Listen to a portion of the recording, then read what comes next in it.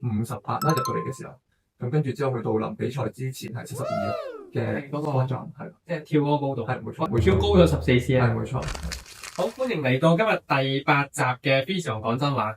咁今日仍然有我啦 ，Albert 註冊物理治療師，為大家做主持嘅。咁今日咧好高興，我哋邀請到咧 Spotlight Athlete 嘅創辦人啦，袁希賢。咁佢係一位體適能教練嚟嘅。咁我哋好高興邀請到佢，我哋今日探討一下咧，S&C Strength and Conditioning 究竟對運動員有啲咩好處啦，同埋我哋今日會講幾個迷思咧，希望同大家破解一下嘅。咁我歡迎下阿 Mo Sir 先啦。咁不如你介紹下自己先。咁我係 Mo Sir 啦。咁我係一位體能教練啦。咁我之前打過港隊，我打手球嘅。咁我就應該2013年、2012年啦，係打仁川亞運啦。咁就打過2屆亞運、2屆全運。咁19年嘅時候，因為 Covid，所以就無奈退咗役。咁就跟住之後喺第2年就開始咗 S&C 嘅生涯啦。咁我之前都係一位老師嚟嘅，咁所以工作上邊咧，除咗喺教學上邊啦，咁教小學啦，咁跟住之後再教2年書之後咧，再 S&C 開始咗。咁可唔可以分享下你點樣毅然去即係轉咗個跑道，由本身一個運動員啦，跟住之後係一位老師啦，最後輾轉成為一個教練。咁你其實成個心路歷程係點樣樣嘅咧？其實我都一直喺度反思，其實我個人生係發生咗咩事啊？係咁好似多災多難咁，其實都唔係嘅。咁但係其實我係由細到大，其實都係好熱愛運動啦。咁我好中意運動呢個價值其實。咁我會諗點樣係去幫運動員係去做得更加多啦咁樣。咁其實我第一份工咧唔係做老師先，我都係做一間公司物理治療公司嘅體適能教練。咁嗰陣時就即係透過一啲機會啦，就做咗一個36場18區嘅骨質疏鬆講座。咁就講咗好多嘢啦。咁但係發覺咧，其實講完之後咧都好似唔係太大成效。而跟住之後一個轉捩點咧，就係睇一段應該係50年60年代香港嘅一啲嘅體適能訓練。咁嗰時係喺個天台度做運動噶嘛。咁就係其實 exactly 就係嗰陣時我講 talk 嗰班嘅哥哥姐姐做嘅動作，就係不斷去轉膝頭哥啊，跟住之後轉膊頭啊。跟住我就諗，其實如果我哋可以係喺學生嘅時期已經係幫到呢班學生去教佢一啲正確嘅或者係科學化嘅體育訓練嘅方針嘅話，其實都會幫到佢未來即係50歲、60歲嘅時候佢哋嘅健康發展。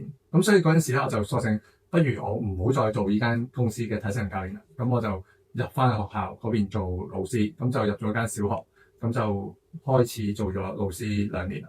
咁跟住之後咧，我發覺其實都係好困難嘅，因為入到去個體制入邊咧，你都係俾體制係去消磨緊嘅，掣肘啦。冇錯，係啦。因為其實入到去學校嘅時候，我都係教小學嘅數學、常識、電腦、體育，而咁啱嗰陣時就係 Covid 嘅時間，但係發覺原來體育喺嗰陣時原來係唔使教嘅。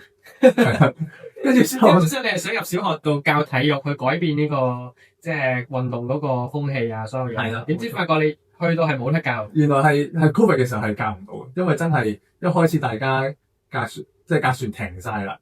因為老師都唔會再面授咁樣教嘅時候，大家就會去 concern 就係有啲乜嘢去取捨去教啦。咁嗰時網課啦，咁網課嘅話就跟住教翻即係中英數長啦。跟住之後嗰時日日都要拍網，即係呢一個嘅 Zoom 啦，跟住就又要錄製影像啦，跟住就俾翻學生係去教。跟住之後去到嗰一年 Covid 就嚟學期尾嘅時候，至開始話不如我哋拍翻少少運動嘅動作出嚟咯。咁其實最後我嗰一年嚟，我可能做嘅嘢咧，體育科嘅話咧，可能真係極之少。咁我就會去心思就係其實我想幫學生體育或者健康上面嘅成長，但係我發覺原來教唔到呢樣嘢。咁所以就覺得如果真係嘅話，我應該趁我仲有啲夢想嘅時候，就不如實踐佢。咁就做咗2年老師，好穩定嘅工作，但係都 quit 咗佢，咁就開始咗就係體適能教練嘅工作。咁到而家 so far 應該第5年，好似啦，已經係。咁你初點樣接觸 S&C 嘅咧？我知道你都有個故事可以分享下。我其實喺2012年接入港隊。咁嗰陣時即係我相比起其他嘅即係隊友啦，其實我唔係接觸好耐港隊嘅訓練。大學嘅時候就入咗港隊，訓練量突然之間增高咗好多。咁基本上我嘅訓練量咧提升咗咁多之後咧，我身體就好大反應啦。咁除咗強度高咗啦。咁其實同一時間就係即係嗰陣時膊頭咧就 keep 住射波，射到個膊頭基本上係舉唔起嘅。我記得有一年嘅時間我 keep 住睇 physio 啦，咁跟住之後 physio 幫我刮痧啦、拔罐啦、針灸啦，係啦，咁再訓練啦。咁跟住之後佢做咗好多嘢啦，保險公司都同我講我要 cut 你嘅即係保單啦。咁跟住之後咧我都個膊頭未睇得好。咁嗰陣時最嚴重係隻手係舉到依個角度。咁其實如果作為一個打手球嘅運動員嚟講咧，其實係好大問題。我要熱身30分鐘、40分鐘，我至可以有信心射一球波。咁我喺度諗，喂，我嗰時22歲、21歲嘅時候，咁我未來嘅10年唔打手球啦，我正常生活都唔 OK 啦咁樣。即係原來我有朋友做 S&C， 咁佢就喺美國翻嚟，咁就話俾佢聽，其實 S&C 係幫到我，咁我就開始 S&C 一啲嘅訓練。明白。咁即係 S&C 而家咧開始，我見近年都多人去講呢樣嘢啦，即係開始我叫做即係咁講咧，即係外國已經好多年㗎啦行咗，但係香港可能即係可能真係近5年10年先開始多啲人會講呢樣嘢。咁我發覺咧好多運動員咧，如果佢哋未接觸 S&C 咧，佢哋會有個諗法就係、我已經平時練咁多波啦，我再入 gym room 度去跟 S&C 教練去做訓練，咁我咪會更加容易受傷咯。咁你點睇咧呢樣嘢？或者你會點樣去同你嗰啲客或者你嗰啲運動員去講明呢件事係真係幫到佢嘅咧？呢一個係好長嘅戰役嚟嘅，好難去 buy 好多嘢。但係其實睇翻以前啲人做訓練嘅話，其實佢哋都會係喺個training 完咗之後，我哋都會做啲訓練，可能做啲肌力訓練，例如係一啲 body weight 嘅 squat、push up 咁。但係嗰陣時嗰啲訓練都唔會太過針對性咯。咁但係我哋如果做肌力訓練嘅話，咁我哋真係會 plan 佢可能唔1個鐘啦，45分鐘啦，做完即係一個專項訓練之後，我哋開始做肌力訓練。咁其實嗰45分鐘，我哋真係好針對性，佢哋嘅身體有啲咩肌肉或者係啲乜嘢嘅部分，佢需要保護同埋強化，我哋就針對翻佢嗰個身體嘅訓練。咁變相係我哋係令到佢個肌肉係建立咗啦，同一時間佢冇咁容易喺訓練上面有受傷嘅問題啦。咁同一時間我哋而家係令到佢身體強壯，而同一時間喺未來訓練上面可以增加佢嘅訓練量。呢個係佢哋要時間即係去經過嗰個經歷咯。咁可唔可以舉少少例子？就係例如啦，有一個運動員你係初同佢 work 嘅，啱啱開始 work 嘅，你會去點樣 assess 佢需要啲咩啦？同埋你會點樣去 plan 嗰嚟緊之後同佢合作嘅咁多個月嗰啲課表係點樣去做出嚟嘅咧？一開始好似我有幾個運動員，可能就係我第一年開始我同佢做訓練嘅時候，開始 work with 去到而家都有。係咁一開始個班其實的確係可能喺佢真係 posture 上邊或者一啲 movement 上邊，我哋開始係去介入先。即係 technique 方面開始由最基本開始執。係啦，冇錯，甚至乎係可能係一個靜態嘅姿勢先。因為嗰陣時我記得開始嘅時候啱啱 COVID 開始，就大家都係一個 general strength 嘅時間，咁所以就佢哋個個即係由零開始去 build 翻佢哋。咁慢慢去到後期嘅時候，我就會開始做多啲小 assessment。咁例如 movement screen 啦，咁我主要都係用 overhead squat 啦、FMS 啦，用啲 drop jump 啦，咁係去睇翻佢 landing 嘅時候 quality 啦，同埋佢可唔可以好快咁跳到更加高嘅高度啦。咁跟住之後jump max 嘅話，可能睇 power 上邊啦。咁去到近年，我開始去睇下有冇多啲其他方法，例如就係force space 啦，去睇翻佢兩隻腳嘅對側嘅力量嘅差異係幾多咯，甚至乎佢個 time to peak force 嘅情況係會點樣。咁都會係我近排會開始 drill in 多少少嘅嘢。咁即係我會用多少少唔同嘅工具去揾出嗰個運動員有啲咩需要啦，或者有啲咩弱點啦，然後再制定一個比較個人化嘅訓練俾佢。係啦，冇錯，明白。頭先即係補充少少，即係 functional movement screen，即係 FMS 都係一個即係美國比較出名嘅一個screening 嘅工具啦，去 check 翻究竟運動員有啲咩問題。即係頭先Mo Sir提到嘅一啲overhead squat，即係可能係舉高手做一啲深蹲嘅動作啦，或者可能有一啲係平衡嘅動作啦，諸如此類咁嘅樣嚇。咁你會覺得即係應該咁講，如果而家咧嗰個 S&C 個發展就係會用多咗好多數據啊，或者收集好多數據，同埋會用好多唔同嘅工具去幫助個運動員啦，即係唔係變咗盲目咁樣去訓練啦。咁你覺得咁樣嗰個好處喺邊咧？好處嘅話，我覺得係你睇到一啲客觀數據，呢啲客觀數據係即係嗰個人會覺得我真係進步緊。但係如果你冇數據嘅話，其實嗰個人嗰個運動員佢嘅進步咧係自己嘅感受嚟，個感受佢自己 feel 咗嘛。其實你就算見到可能佢跳得高咗，但係佢個表現唔好，咁其實佢都會係有問題咯。咁呢一個我係客觀數據上邊係其實令到我哋運動員同教練之間嘅關係會更加好，咁會幫到個運動員嘅信任度都會係。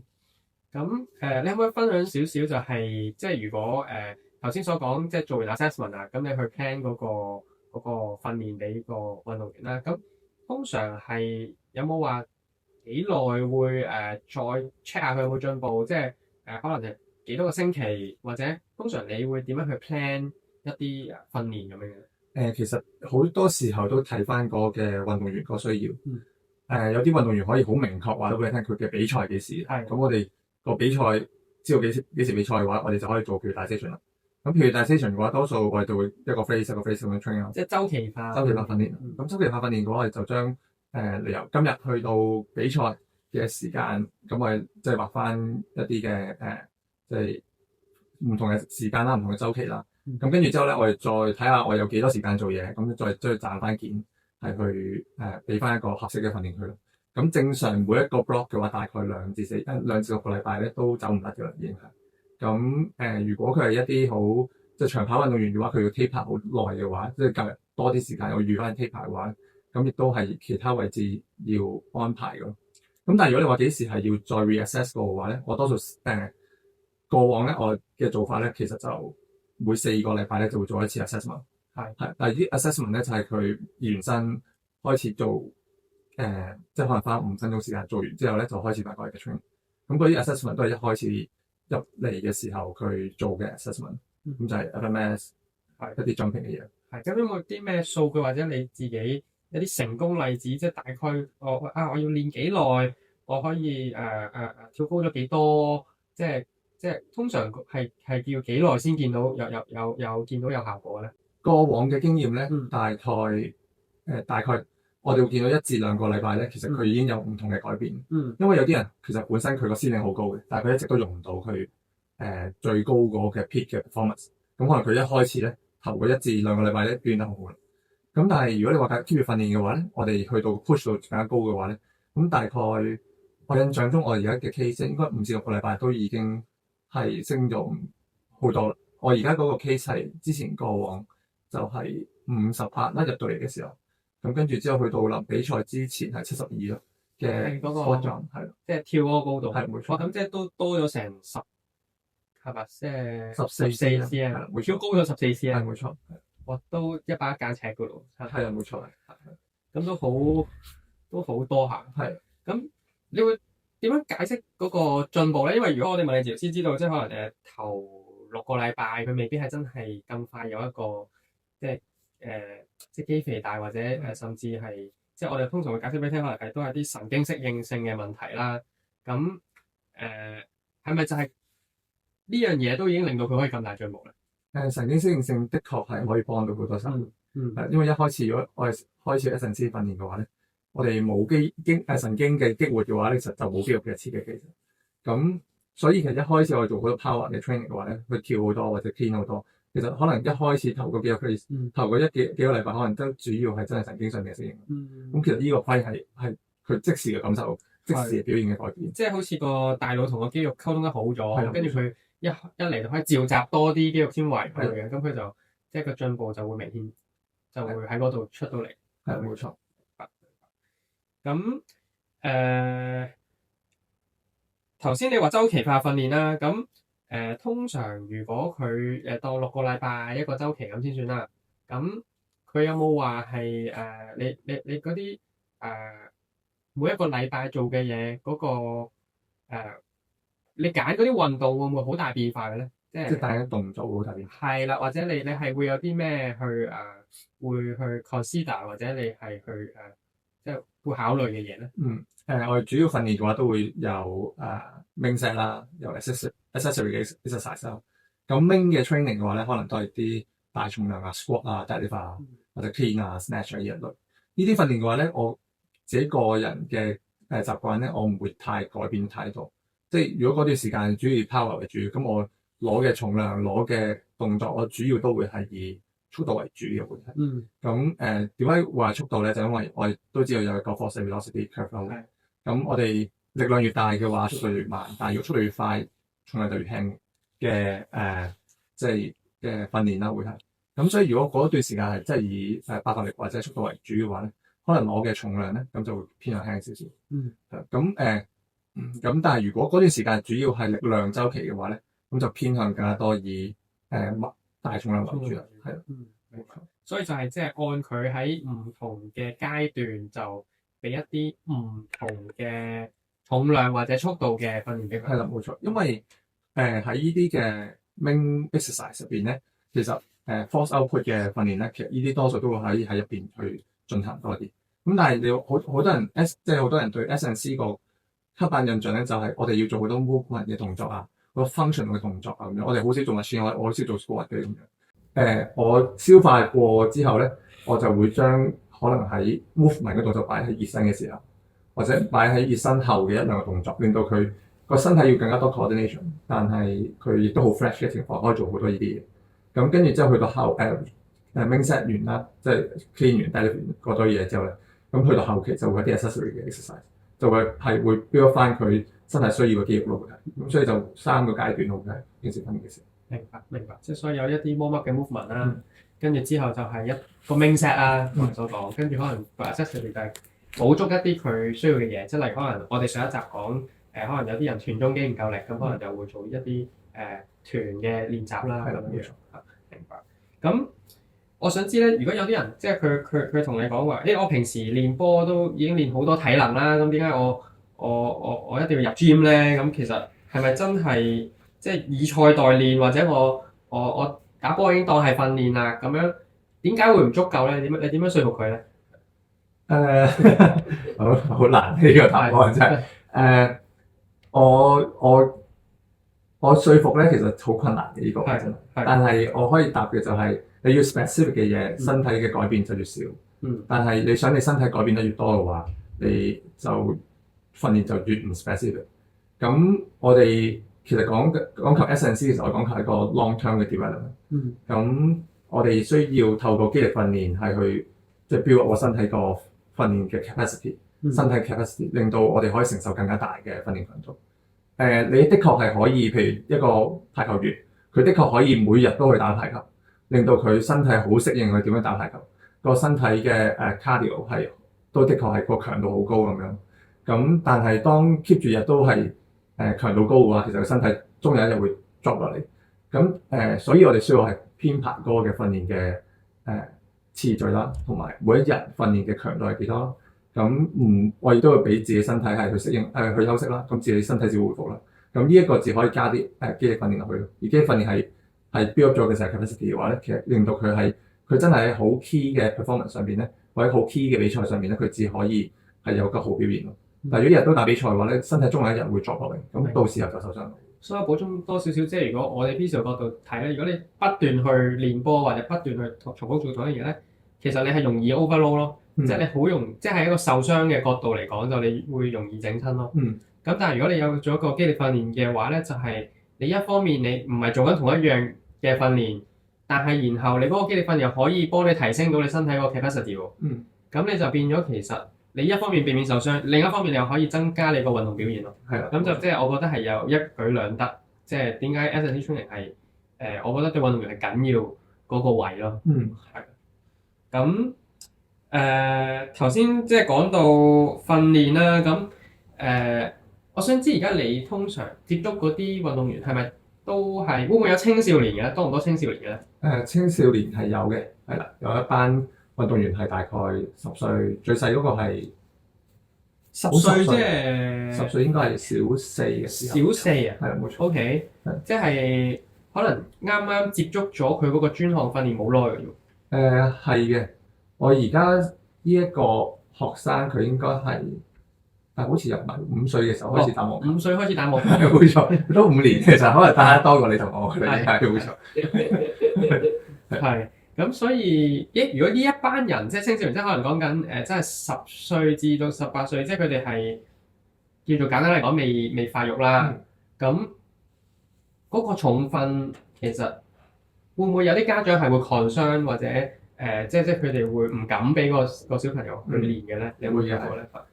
好多家長問嘅時候都會係話究竟做重訓嘅話咧，會唔會令到佢發育唔到？係即係矮咗咁樣。係啦，咁我都已經係打咗個 template 出嚟，就係我 send 俾你係啦。咁係唔會嘅係啦。OK，因為我哋主要 S&C 嘅話，頭先都講我哋係以長遠為主，我哋希望個運動員係長期嘅身體適應啦，令到佢可以身體嘅改變。咁我哋做 S&C 其實俾小朋友嘅話係更加長遠嘅運動員發展嚟嘅。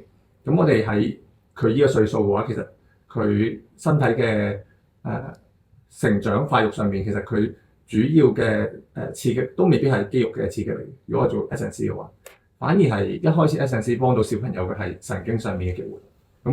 咁佢嗰個嘅神經激活係快咗嘅話，其實係幫到佢運動上邊好多唔同表現啦。我記得我睇過一篇研究就係話，即係佢哋練完之後咧，即係佢大力咗啊嘛。但其實佢係冇啲肌肉冇大嚿咗咯。冇大嚿到。係啦，即係話啲小朋友練嘅時候，其實佢真係練緊嗰個神經嗰個，就係頭先所講嗰個大腦同肌肉溝通。係啊，冇錯係。咁呢一個位係除咗係你嘅 speed and power 嘅 performance 可以改變之外啦，同一時間其實就係佢嘅身體協調都會好咗。咁其實呢一個係對於個青少年發展上面係非常之重要。咁同埋當我哋慢慢發多咗，即係慢慢年紀大嘅時候咧，其實個神經嘅刺激咧就越嚟越少嘅時候有機會，即係我哋唔會咁容易 modify 我哋嘅神經系統。咁反而我哋去到即係年紀大嘅時候，發育緊嘅時候，我哋反而係好多運動表現嘅改變咧，都可能係我哋嘅身體肢體係長咗啦，生高咗啦。另外就係我哋肌肉上邊嘅刺激，可能我哋真係肌肉越嚟越大嚿啦，咁肌力就增長咗啦，咁我哋會有個 performance 改變。咁但係如果我哋係可以喺一個青少年發育時間咧，我哋係可以透過肌力訓練係幫佢 develop 咗好嘅 movement pattern，同一時間令到佢神經系統召喚得更加快嘅話，其實長遠嚟講係見到嗰個嘅 benefit 係好大嘅，其實係幫到運動員、幫到青少年係一個更加好嘅表現。咁有冇試過即係例如有啲小朋友跟咗你 train 之後，佢俾咗即係佢練完勁咗之後，佢嗰個 feedback 係啲咩咧？即係因為我哋如果係青少年喺即係喺呢一個嘅訓練嘅，即係咁細個做訓練嘅時候啦，咁我哋都唔係以強度為主，但係好多時候都係講 movement 為主。咁有時候你即係有時10歲嘅小朋友，佢個 feedback 都你都會諗到佢有幾好㗎啦，會係。咁所以我好多時候都係會問翻個爹哋媽咪，你覺得佢表現如何咁樣？咁個爹哋媽咪會話：咦，佢速度好咗，跑得好咗。咁但係可能佢當然後邊會加到佢，好似仲爭少少力量嗰啲咁樣。咁呢啲就係我哋當中可以幫到佢嘅位置咯。明白，即係你都係 keep 住同佢溝通啦，keep 住 monitor 住，然後再都係 progressive 咁 overload 佢。係啊，冇錯。明白。咁即係話，如果對應一啲成年人去做或者叫做adults 啦，即係唔係青少年啦，去練 S&C 同小朋友去練 S&C 咧，你通常小朋友你就會 focus 多啲係 movement，就未必一開始係會直接上 power 噶啦，就唔會啦。即係你可能一開始都係會多少少係一啲general strength 啊，即係一啲我咁樣理解會錯咧？我應該唔會將佢拆解係 general strength 或者 power 呢個 phrase，反而係我哋會唔會有一個嘅effective movement，即係我哋佢哋嗰個嘅身體嘅協調上邊同埋動作模式上邊，佢係咪已經每一個動作都可以 master 得到？咁我哋會有唔同嘅動作去拆解。咁例如係一啲即係過頭推嘅動作啦，隨便推嘅動作啦，squat 同 deadlift pinch 嘅動作啦，亦都會係我哋會 go through啦。同一時間我哋都會睇嘅就係佢。即係一啲嘅 landing 嘅動作啦，單腳 landing 嘅動作啦 ，jumping 嘅動作，呢啲係咪都已經係可以 master 到？咁主要其實都係講緊一啲嘅 fundamental movement skills 會。咁呢啲就會係喺兒童青少年訓練上邊，我哋更加會着重嘅嘢咯。咁所以一開始都的確喺一個鐘或者一個 session 嘅 training 上邊，我未必會話我而家我呢個動作係以 strength 為主，而家呢個動作係以 power 為主，因為我哋會喺當中都會去不斷去 assess 佢即係 movement 嘅 quality 係會點樣，係咁所以就好唔同咯，會係同青少同成年人嘅訓練係冇錯。明白。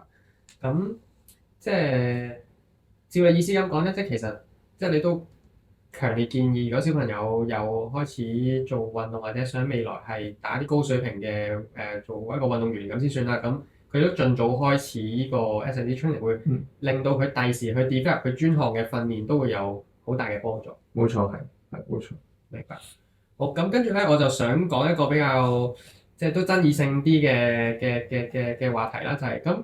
如果咧你去到即係而家講緊你練啲運動員佢有啲傷喎，咁佢係咪應該休唔休息好咧咁樣樣？即係我反而而家因為我哋成日喺 clinic，我哋 physio 會處理呢一啲人都多噶嘛。咁我想知，如果體能教練會點樣睇呢件事？睇下佢嘅訓練或者睇下佢身體傷成點啦。係。跟住之後咧，我都會戴頭盔，就會問翻物理治療。咁你嘅專業角度又會點樣去處理？係。我通常我覺得我哋可能個共識就係一定唔會完全休息咯。係啦，冇錯。係咪？即係可能就係會即係相對休息咁樣樣。咁然後就睇下佢而家嘅能力可以做到啲咩啦。跟住再慢慢喺嗰度開始咯。係啦，係啦。多唔多咧？即係多唔多？有啲人都係會，始終都係因為佢哋又要訓練啊，又要比賽啊，都少不免可能都有少少傷患嘅。點都會有嘅，特別係比賽期嘅時候，佢即係要球類運動嘅話，咁比賽期好長，咁佢可能要 keep 住係去同啲傷患係共存一段時間，佢唔可以即時清理到佢。咁可能嗰啲時間就會係好多嘢都係去即係睇下有冇 push 唔到嘅話，我哋可唔可以係即係唔好令佢惡化嘅位置咯？會係。但係呢樣嘢對你去 plan 佢成一個長時間嘅訓練，會唔會即係有個難度喺度，同埋即係你會點睇咧呢件事？即係話會唔會係好即係你 plan 好咗啦，但係去到現實又真係做唔到喎？咁你會點樣去處理個困境咧？咁樣訓練嘅安排上面一定會唔舒服咗噶啦，因為佢可能做唔到你嗰日你想做嘅嘢。咁你唯有做嘅就係去地球其次有啲咩嘢可以即係做一個嘅退階訓練咯，會係。咁我哋有進階訓練啦，進階即係我 push 個 intensity 啦，或者係佢嘅動作會唔同咗啦。咁退階嘅話就我哋係可能減 intensity 或者減嗰個嘅動作嘅困難性咁樣。咁我哋就會俾退階動作俾佢，咁係去睇下可唔可以有一個未必係最好嘅刺激，但係可以一個嘅我哋都 keep 到嗰個嘅訓練嘅強度咯，會係。即係話希望可以唔好令到佢個之前練到嘅嘢 drop 得太多，或者甚至可以保持到，然後就買一啲時間去等佢快啲處理好個傷患。因為佢喺傷嘅時候，我哋的確 push 唔到佢。咁我哋唯有就係 maintain 緊佢嘅 fitness level，咁令到佢真係可以做訓練嘅時候，咁我哋至去 push 翻佢快。但係如果佢完全休息嘅話，咁你諗下佢休息咗，完全休息晒 drop 到最低，但係佢可能2個禮拜係去大賽喎，咁你點樣2個禮拜推高佢訓練強度咧？因為一推高訓練強度嘅話，身體又要再適應。咁但係如果我哋可以係訓練俾即係唔好完全休息，我哋 keep 住可能係比之前嘅50% 嘅強度啦，let's say，咁佢再上翻去 peak level 嘅話，佢相對嘅時間就冇咁多啦。咁我哋亦都唔會因為佢突然之間增加咗訓練量嘅時候，佢又會有其他事情發生。因為嗰啲係控制唔到，但我盡量可以控制我哋可以控制到嘅嘢。明白。我自己有個例子嘅係啦，咁我之前有個運動員啦，咁打羽毛球啦，咁佢嗰陣時準備打緊就係大專嘅4強嘅比賽，咁其實好重要嘅，因為都係第一次入到去嗰啲位置。咁但係佢就喺之前個禮拜咧打波嘅時候，即係扭傷咗個腳腕啦，係啦，Grade 2嘅撕裂啦，係啦，跟住之後再加手腕咧亦都係傷埋，係啦。咁我唯有做嘅就係咁，希望治療師可以幫我處理得好啦。但係同一時間我都會要求佢，你過嚟啦，照訓練啦。咁個運動員嗰陣時做嘅咧，我哋 suppose 嗰段時間我都主要做 power 為主嘅。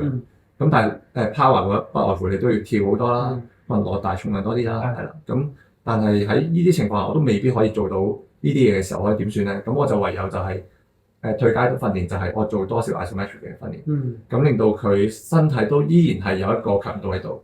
咁同一時間就係當我去翻 power phrase，即係去翻嚟訓練嘅時候，佢身體已經有一個嘅好強嘅離心能力、離心收縮能力，係啦，咁令到佢可以push 得再快翻少少。明白，所以就係會因應住佢有唔同嘅情況去即時去調動一啲訓練嘅計劃咯。係啦，冇錯。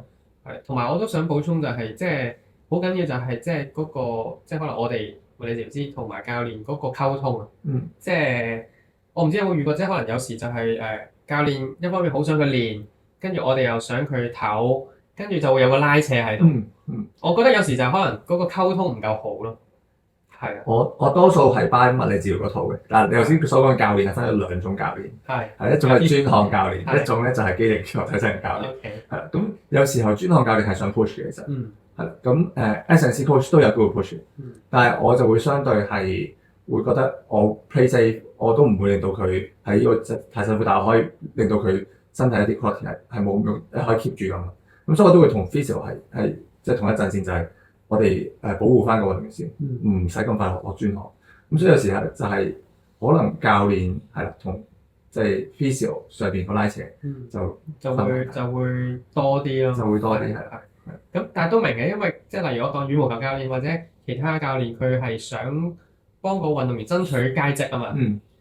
咁佢一定係想 push 嘅，即係呢個人之常情嚟嘅。係。咁所以我就覺得即係可能即係個溝通上，如果大家都可以大家行前多一步咁樣，咁就會即係令到佢可以有好成績之餘，又唔好傷住，即係變咗你可能傷完即係你玩完呢個大賽 push 完，但係你可能之後幾個比賽都打唔到。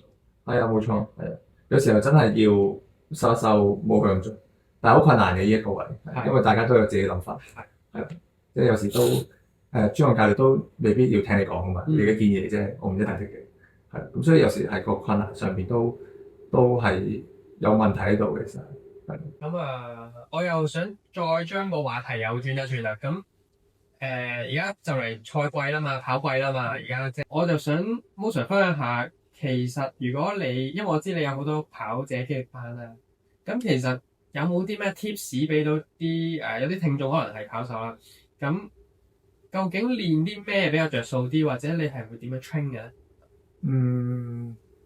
係而家呢個 phase 開始。係啦，即係可能而家佢哋1月可能報咗渣馬咁樣，咁而家都仲有2個月多少少啦咁樣嘅時間，有冇啲咩 tips 可以分享俾大家？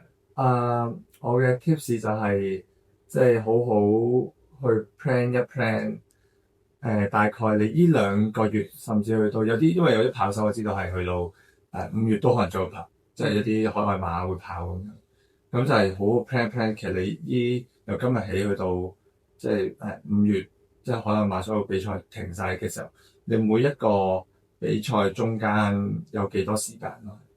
咁因為我哋其實喺訓練安排上面都好講嗰個嘅疲勞嘅管理嘅，其實。咁你比賽與比賽中間，你 keep 住 push 好多嘅話，咁其實係一個對身體係有個負荷啦。咁我自己主要做嘅肌肉班咧，其實有時候其實我自己個原則就係我去到賽季咧，我目標其實都唔係得 push 個運動員。因為 push 唔到啦，已經係，因為如果喺賽季當中我哋再 push 嘅話，成個身體再攰啲。咁如果佢已經係每日個跑量都已經較為高啲嘅時候，太高嘅時候，咁再做一啲以身體改善嘅肌力訓練嘅話，運動表現改善嘅肌力訓練嘅話咧，咁其實對於佢嚟講個身體個疲勞感會再大啲。咁到時候其實係仲對佢嚟講個運動表現咧，未必可以好似咁理想，咁當然係有方法令到佢maintain住佢，或者佢外個訓練係可以冇咁容易去疲勞啦。同一時間佢個身體都可以有 keep 住個訓練個效果啦。咁但係都好多都係喺唔同嘅基礎下邊去建立咯。咁我自己個原則其實就係成個週期化訓練，我哋唔係淨係睇賽季嘅時候安排，同埋賽季之前嘅安排。因為其實我週期化訓練係講緊係賽季即係準備期啦，咁有準備期就分一本準備期啦、專項準備期啦，跟住之後再加比賽期、比賽前期、比賽期嘅時間。咁好多嘅跑手嘅肌力訓練咧，其實我哋反而係會好 focus 比賽喺一個準備期嘅時候，我哋做緊嘅嘢。咁當佢去到賽季嘅時候咧，咁我哋只安排一啲針對式嘅訓練。你嘅意思嗰個準備期係大概幾耐之前？準備期嘅話咧，我大概係3個月至6個月到咯，會係。係。咁即係其實基本上而家你都 consider，而家已經係賽季期㗎咯。係啦，冇錯，可能賽季前期啦。賽季係啦，冇錯。臨尾係啊，埋尾㗎啦。埋尾係啦。跟住所以而家就係可能做啲 maintenance。係 maintenance，冇錯。明白。咁有冇啲咩 tips 係即係因為我哋成日講嗰個跑步嘅經濟性啦。咁如果即係佢哋雖然而家都剩翻唔係好多時間，咁有冇啲咩動作或者有冇啲咩訓練，你覺得係可以提升到有效提升到佢哋嗰個跑步嘅經濟性？因為跑步主要係耐力為主啦。咁甚至乎啲人話從耐力為主啦。咁佢可以做嘅嘢就係一啲嘅低強度但係多下數嘅訓練。咁即係可能係一個 squat 嘅嘅動作，我哋講緊係15下以上嘅訓練。咁跟住之後同一時間我哋都可以加更加多嘅 plyometric 嘅訓練，真係識訓練嘅。咁由一般可能跳箱為主啦，去到跟住之後去到一啲嘅hurdle jump 連續跳嘅訓練。咁去到可以更加好嘅，可能就去到單腳嘅 hurdle jump 嘅訓練，嗰啲都可以係喺即係一般都會喺賽季當中，我哋可以成日使用嘅訓練。係，呢一個係一個我諗係容易大家 buy in 嘅訓練嘅方法啦。咁至於一啲佢可能跑嗰啲步幅啊，或者步頻啊嗰啲，你哋又會唔會去留意佢哋嘅？即係佢個跑姿係嘛？類似啦。如果我哋講跑姿上邊，可能佢嘅步幅同埋佢嘅步頻上邊咧，我其實最主要咧都未必好留意佢呢一樣嘢。因為如果佢本身係跑緊嘅，即係步距其實都唔係即係我特登刻意拉長嘅步距嘅話咧，喺個訓練嘅經濟上邊咧，或者佢個跑步經濟上邊咧係唔係咁友善嘅。其實因為佢刻意每一下都要 striking 再遠啲，其實係破壞咗個跑步經濟。咁但係喺科學化上邊係點樣去幫到個跑手嘅跑步經濟咧？反而係由肌肉訓練開始，咁令到佢每一下佢踩到地下，佢個force係越大嘅，咁其實佢個跑距咧就會越多咯。咁至於步頻上邊，咁我覺得係每一個運動員都會有唔同。咁當然有一般話好似係185好似係每一秒係180步咁樣。咁但係一個就好 depends on 每個專項教練嘅訓練嘅安排咯。所以即係呢樣嘢就可能等個專項教練去搞啦。係冇錯。咁我哋就主要就提供一個肌力上嘅協助俾個運動員，令到佢可以穩定地喺個頭先所講啦。因為我哋知道，如果佢有時咧週期化訓練，咁你可能每個禮拜都係要去增加嗰個量㗎嘛。雖然都會有啲 deload 或者係一啲休息期啦。